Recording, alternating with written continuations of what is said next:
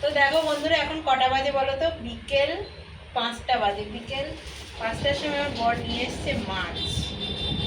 মাছওয়ালা phone করেছে, তো মাছ নিয়ে এসছে। অবশ্য আমিও আনতে বললাম, কারণ এই সবসময় রুই মাছ খেয়ে খেয়ে না আর ভালো লাগছে না, তো মাঝে মাঝে একটু চেঞ্জ হলে ভালো লাগে। এই যে দেখো ছোট মাছ দেখতে পেলে। আর হচ্ছে মেনলি আনতে বলেছি, আমার এই মাছ খেতে আমার খুব ভালো লাগে। এই যে এটা কি মাছ বলো তো? আজ ছাড়িয়ে নিয়ে এসছে। এটা লাইল্যান্টিকা, তেলাপুয়া না, লাইল্যান্টিকা। কিন্তু লাইল্যান্টিকা হলে কি হবে, আমাদের ওখানকার লাইল্যান্টিকা মাছ একদম খেতে ভালো লাগে না, কিন্তু এই মাছটা খেতে, এখানকার মাছ খেতে ভালো লাগে। আর এই ফ্রিতে দিয়েছে জাপানি পুরি, সত্যি সত্যি ফ্রিতে দিয়েছে।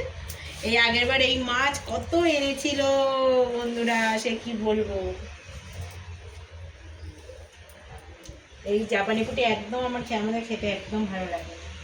এই মাছগুলো এখন ছাড়াবো না, এরকমই রেখে দেবো ফ্রিজে।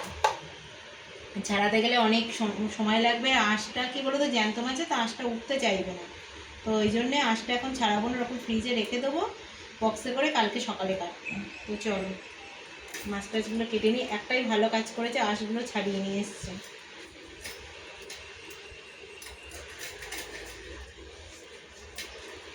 তো হাত কেটে যেত, যা শক্ত ডাঁড়া। বড় মাছ তো, চলো। এর থেকেও বড় ছিল, আমি নেইনি। না বেশি বড় ভালো লাগে না। 1.5-2 কিলো ওজনের ছিল। 2 কিলো ওজনের লাইল্যান্টিকা?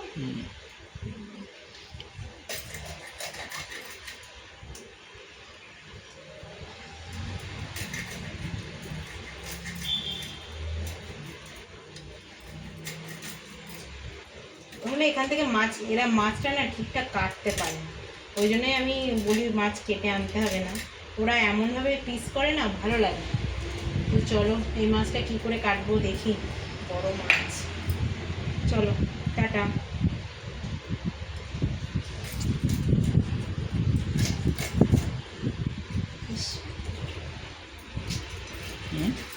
পিঠটা ভুলে গেল।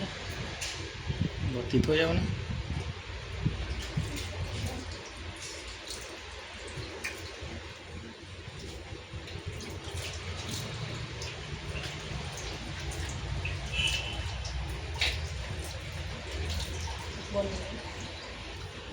এই 3টা